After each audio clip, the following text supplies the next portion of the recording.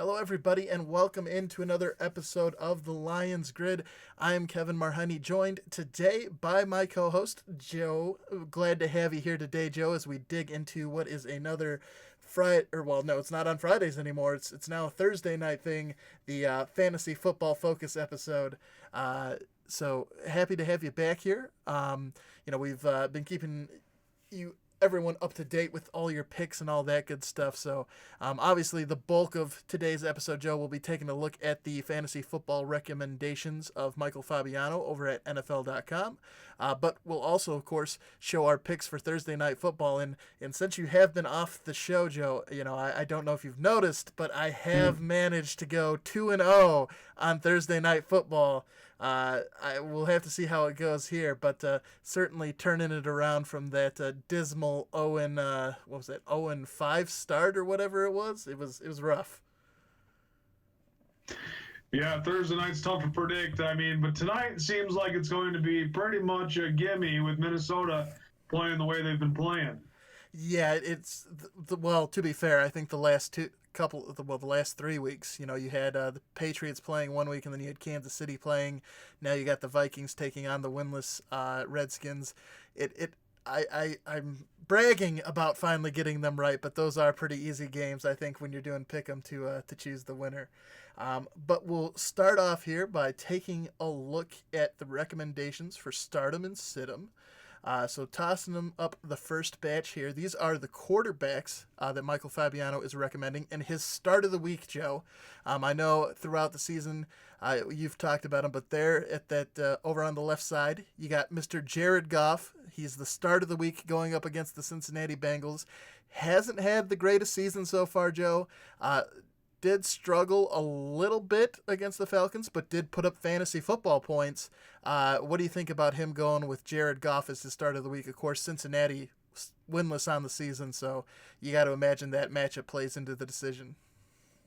I think with all the more experience that Jared Goff has had this season, I felt like that Super Bowl was big detrimental to his progress as a confident starter. And, with the last couple of weeks picking up his game and putting up some numbers, I think it's a good decision to put him on the start list today against Cincinnati, as Cincinnati gives up the points. And Jared Goff and the Rams are looking like another repeat division winner or another repeat contender for the Super Bowl. Yeah, and I think the thing that also helps them up in this Bengals matchup, obviously the Bengals struggling this season, but their two top cornerbacks are also dealing with injuries. So, you're already on a struggling team. Your two best players are out. Certainly should be an opportunity for Jared Goff to get things going through the air. The other four quarterbacks here, Joe, of course, there are two NFC North guys, but we'll start with Josh Allen there for the Buffalo Bills going up against the Philadelphia Eagles this week. The Bills kind of struggled a little bit against the winless Dolphins last week, but all things figured out, he had a pretty decent fantasy football game. Then, of course, you have Kirk Cousins there, who we talked about taking on the Washington Redskins as the Vikings play them on Thursday Night Football. The last 3 weeks, Kirk Cousins has been on a bit of a tear, throwing for quite a few yards and touchdowns. And then, of course, there he is, Mr. Matthew Stafford, the Lions' very own, going up against the Giants this weekend. The Giants have given up, I want to say, an average of 373 yards to quarterbacks per game so far this season. So there's certainly a chance for him. And then sort of the surprise guy rounding out his stardom this week is Ryan Tannehill, who is, of course, starting over Marcus Mariota there in Tennessee. They are going up against Tampa Bay. Tannehill played pretty decent against the Chargers, Joe, but kind of a surprise to see him there as a stardom. Especially because Tampa Bay is one of those teams they're kind of hard to get a read on. Some games they play really good, and then other games they look bad. But going with Tannehill as a starter this week. Yeah, the thing I have to say about Josh Allen is that he's a good quarterback. He's played consistently good enough to get this team winning football games, and the showdown between Kirk Cousins and Matthew Stafford was a great show last Sunday when they played, each other. And Stafford, had that 4 touchdowns to Marvin Jones, which was exciting to watch. Kirk Cousins, he threw a lot of touchdowns in that game too and a lot of yardage. So, two good quarterbacks to put on the start list this week. And then, of course, Ryan Tannehill, that one might be iffy for me to go ahead and say, put him on there because he's had a shaky career, and hasn't shown elite potential. But depending on who you got else as quarterback, it might be a good start.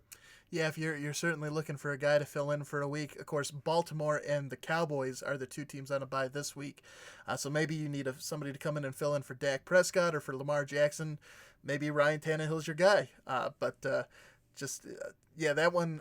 Certainly, the other four I feel pretty confident about. Ryan Tannehill, I think, is kind of the guy that's I think the most interesting person he's got on his start list.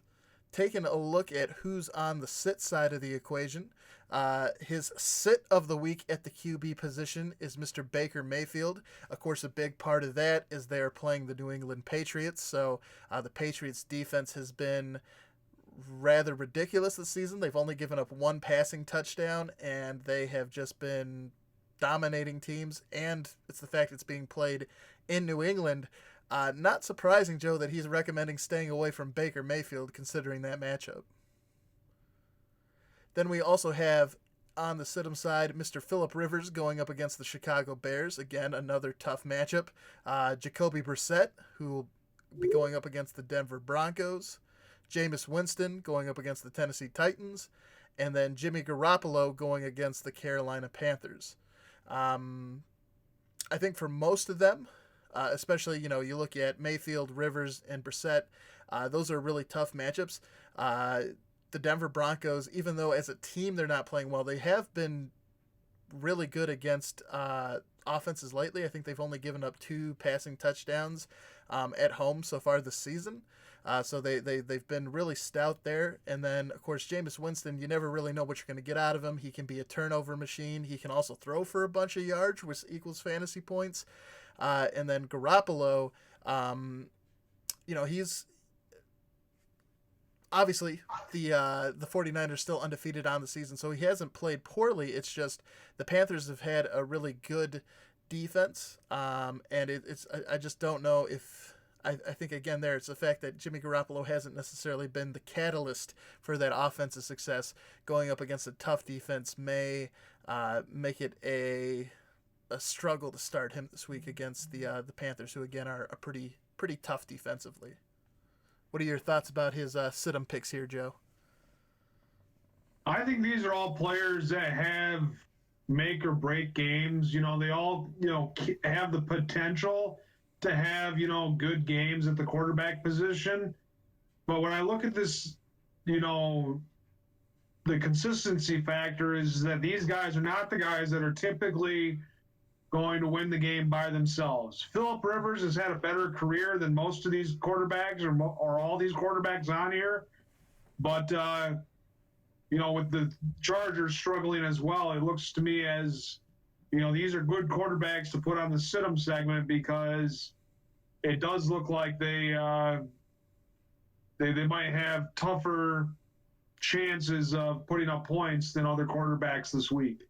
Yeah, the only guy on the list that kind of stands out to me is Jacoby Brissett, just because last week they squared off against the Houston Texans, and he played well in that game, and the Texans are a tough defense as well. So certainly I know the Broncos defense can be tough to have success against, especially there at home and at Mile High Stadium. But I do think out of the 5 of them, Jacoby Brissett probably is the guy that could have the most success, just because he's been the guy as a team. The Colts have been really playing well, and he's done well against tough matchups already. So he's kind of the guy that I don't think is as hard of a sit as maybe some of these other guys, especially Baker Mayfield there. Not only has Baker, I think, struggled a little bit this season, but that offensive line in front of him is awful. They're just awful. So certainly a chance for the Patriots to apply a lot of pressure there as they take them on at Gillette Stadium. Moving on to the running back positions, his start of the week, again, starting on the left side there, we have Mr. Aaron Jones, the Green Bay Packers running back, going up against Kansas City. It looked like for a second there that Jamal Williams would be taking over as the featured back there for Green Bay, but Aaron Jones has been hanging on to manage to hang on to that starting role there. So Kansas City's defense is certainly not the best at stopping the run. They're giving up 4.9 yards per rush and on average more than 26 fantasy points per game to running back. So certainly some upside there for Aaron Jones as he's hopefully can take advantage of a defense that is giving up a ton of points to fantasy running backs. Also included in the list, Joe, he has Latavius Murray with the Saints, who will be playing the Cardinals. He's got Sony Michel, Patriots taking on the Browns, Tevin Coleman with the Niners taking on the Panthers, and then Carlos Hyde with the Texans taking on the Raiders. With Latavius Murray, obviously he's filling in for Alvin Kamara. Sony Michel sort of pretty safe to say he's a fantasy starter at this point because Rex Burkhead is out. They do mix in James White, but he's kind of the workhorse there at the moment for the Patriots, so it makes sense that he's there. Tevin Coleman. It's a voicemail. So I got a question. Yeah. If you had to go with Carlos Hyde or Aaron Eckler, who would you go with?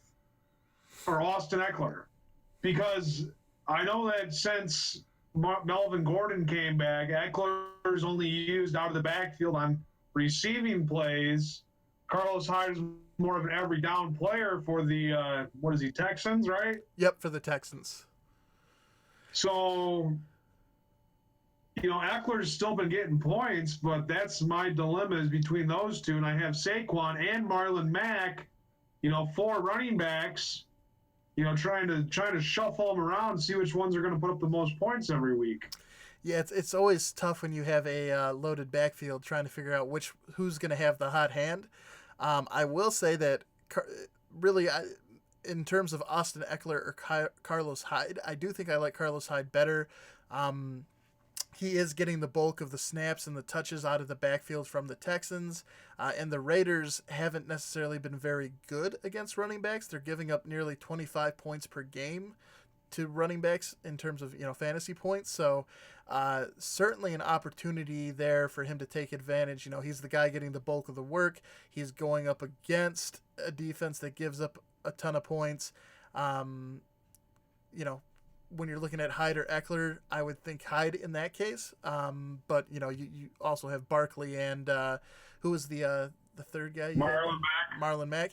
I mean, those two would be the guys I'd go with. But if you need the third back, I think Carlos Hyde has the edge over Eckler.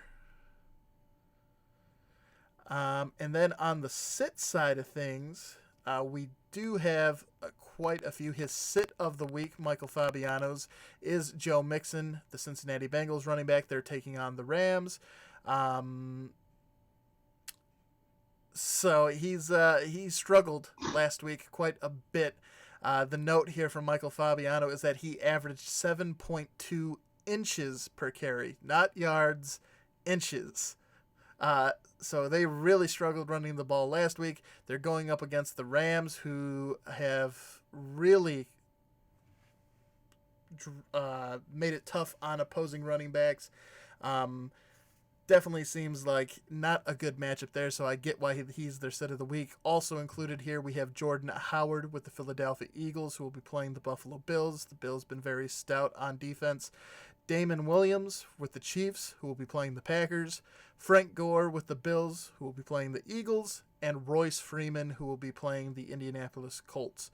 I do see there we have Alexander Botsford's recommendation, Joe, is to drop Hyde. So he's one of our viewers saying that he would drop Hyde in that situation. But in terms of the sits here, anybody stand out to you as surprising? I know Damon Williams is kind of a guy who people expected to really share time and potentially beat out LaShawn McCoy as the featured back for Kansas City. He struggled with injury. He came back.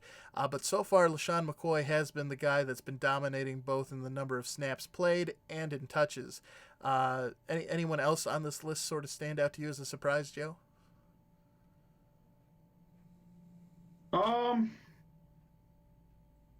Kind of Joe Mixon, maybe.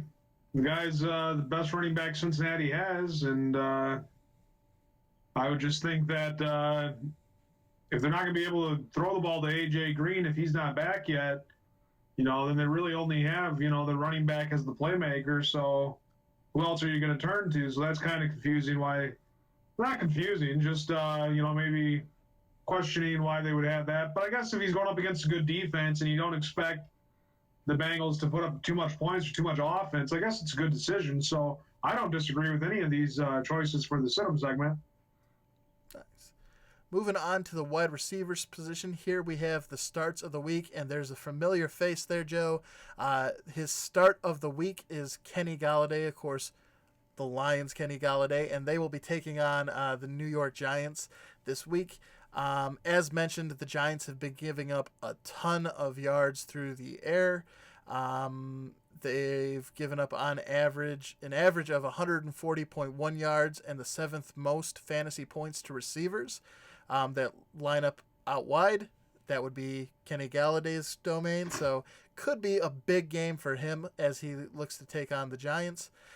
Included in his stardom are Cortland Sutton for the Broncos. Again, they're playing the Colts. John Brown with the Bills, who will be playing the Eagles. Corey Davis with the Titans, who will be playing the Tampa Bay Buccaneers.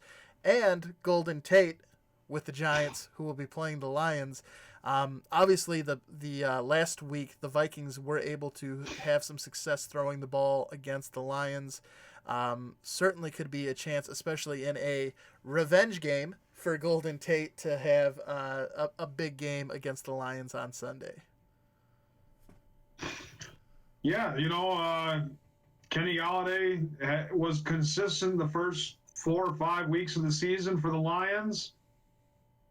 Then Marvin Jones, he exploded last week. So he's telling you he's number 1 and 2 wide receiver for the Detroit Lions, whether it be Kenny Golladay or Marvin Jones, really do have playmaking ability. And you got the safety valve in Danny Amendola. Hawkinson is getting back to form, so it's definitely been a good year so far for Detroit Lions receivers. Yeah, and certainly last week against a good defense, Detroit proved they can throw the ball effectively. So this week against a defense that's known to struggle against the pass, certainly an opportunity for Matt Stafford and co.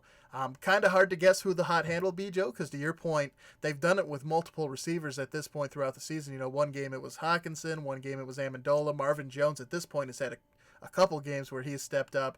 Kenny Golladay had a game earlier, so they sort of seem to spread it around who's going to be that main focus, but certainly a sort of tantalizing opponent here that likes to give up a lot of points. So somebody on the Lions should get a lot of fantasy football points at that wide receiver tight end spot. It just might be a question of who's going to be that guy leading the way. And Michael Fabiano likes Kenny Golladay to be the guy to get that done. Taking a look at who he has for his sits. His sit of the week is Alshon Jeffrey, of course, the Eagles wide receiver who will be playing the Buffalo Bills. Really, he is with Deshaun Jackson out, he's really the only threat from that wide receiving core. So they're going to stick Tre'Davious White, their best corner, on him. And so far, teams have only scored just 2 touchdowns and fewer than 19 points per game against him. So that means likely that Alshon Jeffrey will struggle this week. Also included in this list, we have DJ Moore of the Carolina Panthers, who will be playing the 49ers. We have Jarvis Landry there, who again, the Browns are playing the Patriots, and if Baker Mayfield's projected to struggle, kind of makes it hard for his receivers to find success. Robbie Anderson with the Jets, who will be playing Jacksonville, and then Mike Williams of the Chargers, who will be playing the Bears. Similar situation there with Mike Williams. Phillip Rivers, one of the quarterbacks he recommended sitting. So again, another one of those targets of a quarterback being recommended to sit, also recommending sitting those wide receivers because they're certainly tough matchups there with the Patriots, the Bears, and the Bills there for Alshon Jeffrey. And even the 49ers defense for DJ Moore and the Panthers, this might be the best defense that the Panthers will have seen so far this season. I'm actually thinking that's going to be a pretty interesting game there between the Panthers and the 49ers, Joe. It should be a good way to see. The 49ers haven't necessarily played a ton of good teams. The best team they've played on the season so far is the Rams. It's going to be interesting to see how they do against a team with a winning record there in the Carolina Panthers. Yeah, I haven't seen too much of Carolina other than one Thursday night football game, so I really am not up to date on how they're doing. But if Cam Newton is back and he's playing good football, they're as good as most teams. Not the elite people in the North, but they're a good competitive football team in the NFC. Certainly, and interesting to note there, of course, Kyle Allen still getting the start there at QB for the Panthers. There was the thought that Cam Newton could play in this game, but they are deciding to keep him in rehab. Oh, so Kyle Allen's still the quarterback? Yep, he's still getting the start there in Carolina, which makes sense. They're undefeated since he's taken over, so I think they want to kind of keep riding the hot hand there, which you can't argue with the results. Right. Taking a look at the tight end spot. So his start of the week at the tight end spot is Hunter Henry with the Chargers. Kind of surprising to see Hunter Henry here because, again, Phillip Rivers is one of the guys he's recommending sitting at the QB spot. But he's got Hunter Henry up there as the start for the tight end spot. He did. So I've added Hunter Henry, Joe, as we've talked about, to my list of people I don't trust in fantasy football. It's a list of only 2 players. It's Andy Dalton and now Hunter Henry after the season. This is kind of, I think, what he does. He'll have a couple good games. He'll try and suck you back in and be like, yeah, I'm a great tight end. You should play me. And then he lets you down. So personally, I would recommend staying away from him. But in the since coming back from his injury, he has 197 yards, 2 touchdowns, and if you're playing in an average fantasy football league, that equates to about 45.7 fantasy points. So since coming back off injury, he has been up to a hot start. Again, though, he is taking on the Chicago Bears. Could be tough. You do have Evan Ingram there for the Giants. Of course, they're playing the Lions, as we've talked about. Gerald Everett with the Rams, who will be going up against the Bengals. And last but not least, in the stardom at the tight end spot, he's got Jimmy Graham, who will be taking on the Kansas City Chiefs. And, of course, Jimmy Graham seems to have been his role in the Packers offense has seemed to increase these last couple of weeks with Devontae Adams and Geronimo Allison out due to injury. They seem to have counted on him a little bit more, especially in the red zone. So, Joe, I don't think there's anyone necessarily too surprising in this list. Of course, the Lions have given up quite a few yards themselves. He's out there for most of the plays. I think Evan Ingram plays 84.6% of the snaps, even though he's been limited by injury. So certainly out there enough. Last week, the Lions gave up just under 17 fantasy football points to Kyle Rudolph in your standard leagues. Could be a good matchup there if you're looking for a tight end to sub in. But, no one here really too surprising. I think most of these tight ends and overall, I think tight end's a position that it's kind of feast or famine. It's really hard to find a reliable tight end to have in your lineup that's going to be scoring you each and every week, consistent points. I think I was watching something on Monday after the games about, or maybe it was on Tuesday, how the Patriots defense would be the highest scoring. If their position was tight end, the Patriots defense would be the highest fantasy football scorer at that position. So they've scored more points than any of the tight ends have this season as a defense. So tight ends certainly, there's no more Rob Gronkowski, so you don't see a ton of points getting generated. Of course, Travis Kelce, I think, is the league leader, but tight ends are certainly I think a position right now that struggles to score points reliably, Joe. Most for sure. And that saying that is like, sometimes they block, sometimes they catch, sometimes they're injured. Even your starting tight end, it might not be the one receiving the targets. Mm-hmm. You just never know what type of tight end is going to be getting the majority of the points week in and week out for these fantasy football players. Yeah, I think it's right now. Tight end is probably on most people's team is the position that they feel like they could improve the most on, just because it's so hard to have a guy that's going to consistently perform for you right now, and it's yeah. Even when if they are consistently performing, they're still not as scoring as much as some of the other positions. So I think most people in search of a good tight end option, and I'm not sure if there's really a whole lot to be had, because if we look here at who Michael Fabiano is recommending sitting, there's Greg Olsen. He's the Panthers tight end, and he's kind of old, reliable there. He typically is very consistent, typically comes down with a couple of catches, but he hasn't done too well in his last three games. In his last 3 games, 2 of those he scored less than 2.5 fantasy football points. So he's been struggling. The 49ers defense has been really good, so he's been struggling. It's a tough defense. No wonder to see him here on the sit-em list. O.J. Howard, who was a tight end that I think a lot of people were feeling good about heading into the season, hasn't necessarily done a whole lot from a fantasy football perspective. Cameron Brate is one of their other tight ends, and he's seeing more play inside of the red zone of late. So he's sort of been cannibalizing points away from O.J. Howard. Joe, as we talked about T.J. Hawkinson earlier, he really had, the first week he came out and sort of asserted himself on the scene. But since then, from a fantasy football spot and really just overall, obviously he got that concussion and he's been recovering from that, but he really hasn't been able to quite recapture the magic he had in his debut. And then the last tight end there is Dallas Goedert with the Eagles. He did get a touchdown and scored more fantasy points last week than Zach Ertz. But again, the Bills are a very tough defense, and they're certainly not a defense you want to go and try and bank on getting some cheeky points from. So again, I don't think that it's really surprising to see these 4 guys up on the list. It's kind of surprising in the sense that, Greg Olsen is kind of that old reliable guy.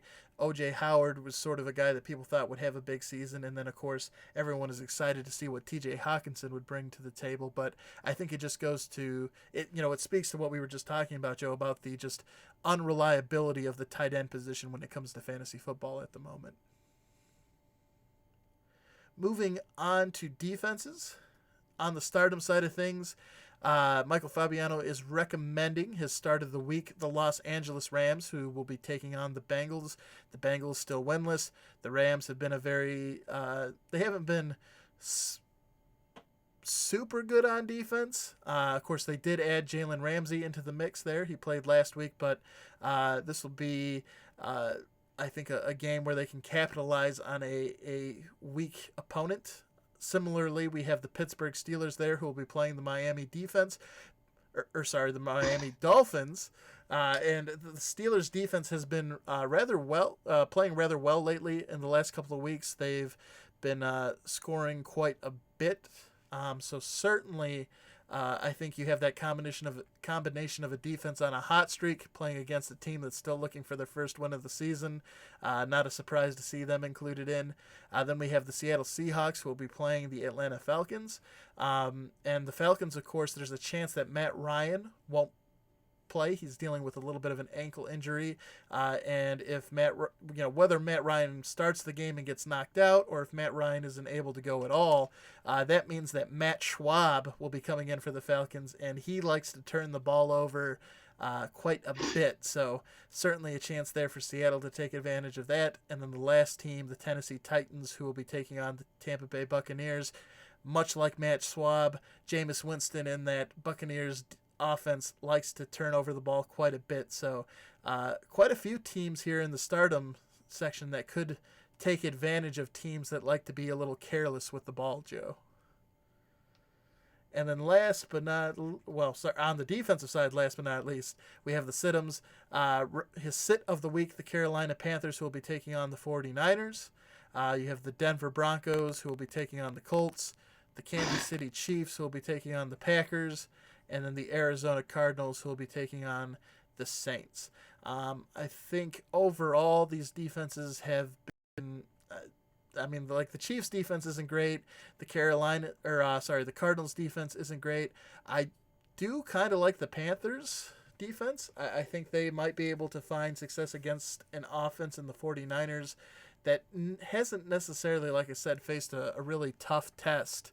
And then, of course, I think the Broncos, I think they could have success against the Colts, but yeah, just his recommendations there. I think out of all those defenses listed, I think the Panthers are the defense that's played the best on the season. So I'm a little surprised to see them there again, just because I don't think the 49ers offense has shown that they are super good at like taking advantage of good defenses. But we'll have to see how things play out on Sunday.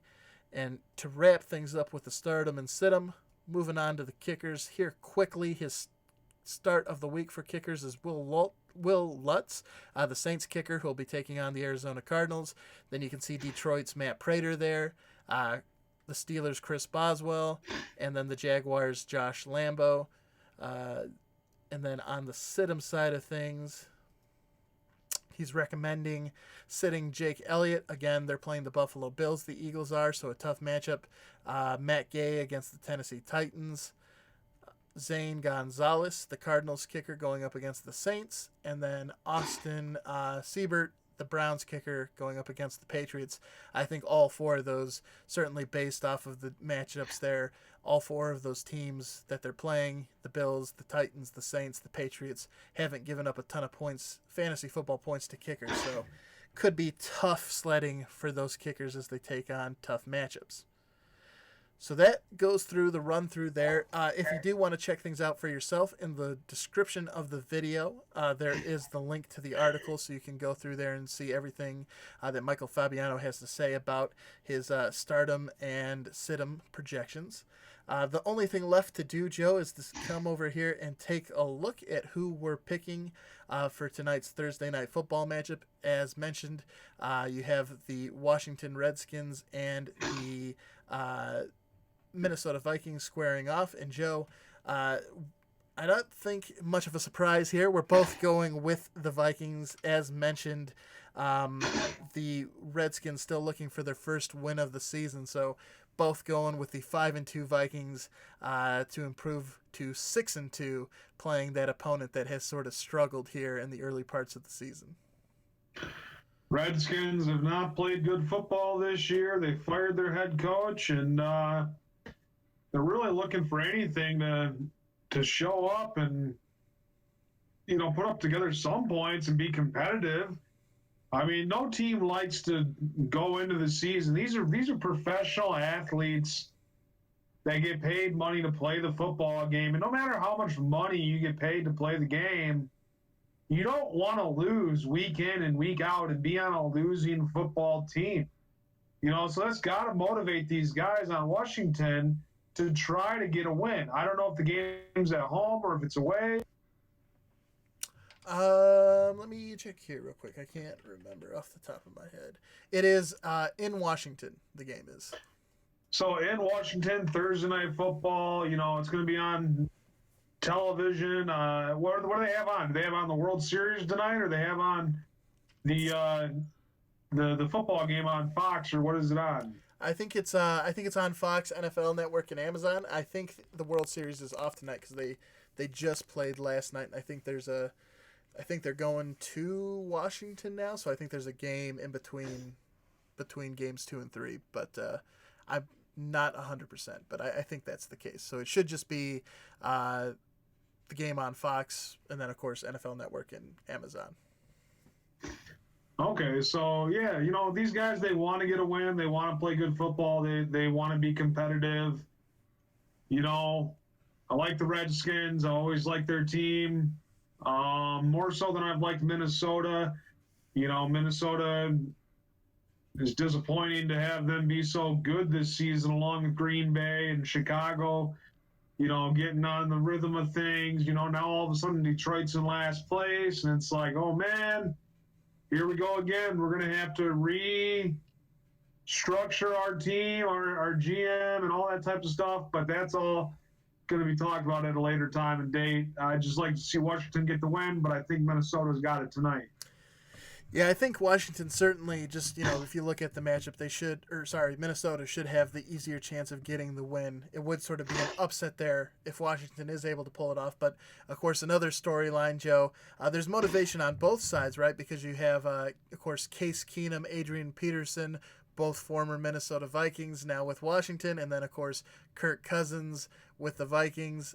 He's sort of stepped his play up here the last couple of weeks, but certainly I think there's going to be some interest on his side to show Washington, hey, this is what you were missing out on when you decided not to give me the big contract. So, but that cuts the other way. Like I said, you have Case Keenum and Adrian Peterson, who will be certainly motivated to show Minnesota what they're missing out on.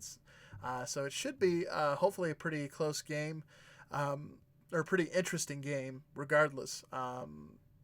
Washington, even though they haven't gotten a win on the season, even in games where they turned the ball over, they were still able to stay pretty close in game. So it might be a fairly interesting game just from the gameplay itself. But certainly there's some interesting storylines as we head into this Thursday night football matchup. A chance for revenge for quite a few players. So that will do it for today's episode. Of course, we will be back later on this week. I think the next video, which we'll probably do on Saturday, is our Pick'em episode, where we'll go through the rest of the picks and update you on the current standings. Joe, as we were sort of talking about before the video, last week a little rough for your picks there. I know you were talking about how you were going with the teams that you wanted to win over the teams that you thought would get the win. So it helped me out a little bit there, not going to lie, but we'll take a look at what those updated what the updated standings look like, and as well as give you our picks for the rest of the Week 8 games. Again, Baltimore and the Cowboys on a bye, so if you do have them on your fantasy football teams, any players there, you're going to want to get your subs in. And, of course, Washington and Minnesota playing tonight, so you want to make sure if you need to make any switches with those players, you're getting your lineups up to date. If you did enjoy today's show, please do help the channel grow. Go ahead and hit that like button, and if you haven't done so already, please do consider subscribing to the channel. It's probably the best way you can help us out at the moment. We're working towards the goal of reaching 100 subscribers to unlock the custom URL for the YouTube channel. Making good progress, but could always use some more help there, so if you haven't done so already, please consider doing so. Otherwise, I'm Kevin Marheine. He's Joe Wilmot. We will catch you during the next video and drop our picks for the Pick'em segment. So we'll see you then. Bye-bye.